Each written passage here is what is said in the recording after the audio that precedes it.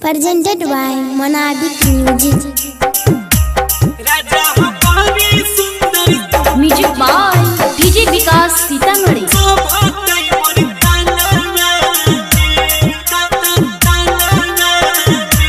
Singing by Gaurav Thakur. हे सैया double चोली ले ले आई हा, एगो रातिया में पिन्हई हा, एगो दिनवा में। डबल चोली ले ले आई हा, एगो रातिया में पिन्हई हा, एगो दिनवा में।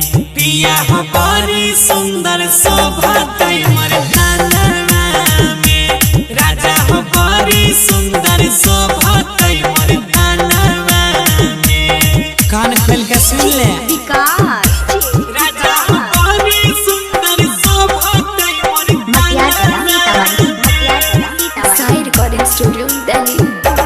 हाँ अपने छोड़ के चल गेल ह तू पटना शहर ह, तार पैछै जो बनवा तोरा होई नहीं छवा सर हो, होई नहीं छवा लाजो नहीं लागे छ। अपने छोड़ के चल गेल ह तू पटना शहर ह, तार पैछै जो बनवा तोरा होई नहीं छवा सर हो। हल नाथिया भूली जाई हा, पिया ले ले आई हा झुमकवा सुन कार्टूनमा में, सुन कार्टूनमा में।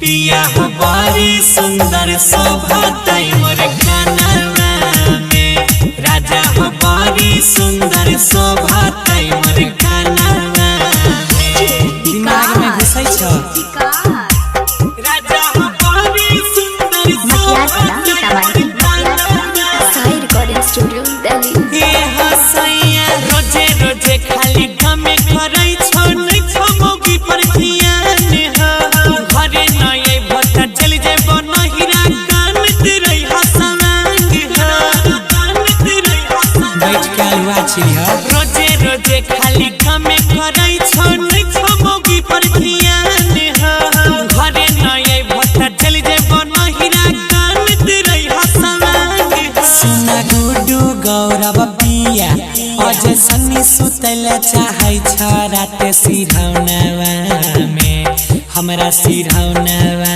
में। पिया हो कबल तारा सही बयल के सपना